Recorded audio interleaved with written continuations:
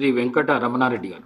అధ్యక్ష, గౌరవ మర్యాదల గురించి, సాంప్రదాయం గురించి, సభా సాంప్రదాయం గురించి అందరూ రాజకీయ నాయకులం అందరం కూడా మాట్లాడుతూ సభా వేదికగా నేను తెలియజేసేది ఏంటంటే, ఎవరమైనా సరే ఎదుటి వారిని గౌరవించుకుంటూ విమర్శలు, సద్విమర్శలు, ప్రతి విమర్శలు చేయాలి తప్ప భాషని ఇంకా దిగజారుస్తూ మాటలు మాట్లాడడం అనేది సరైనది కాదనేది నా అభిప్రాయం. కొత్తగా వచ్చిన నాలాంటి వారు 57 మంది ఈ అసెంబ్లీలో ఉన్నారు.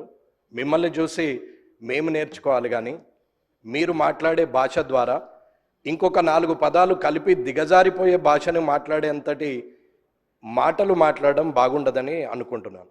ఒకరు మూర్ఖులైతే ఇంకొకరు వారికి సద్విమర్శ చేసి సరైన మార్గంలో పెట్టాలి తప్ప, ఒకరు అన్నారు కదా నేను ఇంకొక 2-3 మాటలు ఎక్కువ మాట్లాడితే నాకు ప్రజల్లో మంచి పేరు వస్తుందని అనుకుంటున్నారు తప్ప అది బాగులేదు. ఇలా మనం ఒకరి మీద ఒకరు మాట్లాడుకుంటూ వాటిని కనీసం రికార్డ్స్లోకి కూడా తీసుకునే పరిస్థితులు లేకుండా మీడియా ముందట మాట్లాడుతూ పోతుంటే ఆఖరికి మీడియా వాళ్ళు కూడా క్లాస్మేట్స్, చిన్ననాటి మిత్రులు ముఖ్యమంత్రి గారు అయినట్టు ముఖ్యమంత్రి రేవంత్ రెడ్డి లేకపోతే మాజీ ముఖ్యమంత్రి చంద్రశేఖరరావు అని చెప్పి సింగులర్ వర్డ్లు మాట్లాడి, ప్రధానమంత్రి మోడీ అని మాట్లాడి చిన్ననాటి మిత్రులతో సంబోధించినట్టు సంబోధించే పరిస్థితికి మీడియా కూడా వచ్చిందంటే దానికి కారణం రాజకీయ నాయకులమైన మనం అనేది మీరు గ్రహించాలి.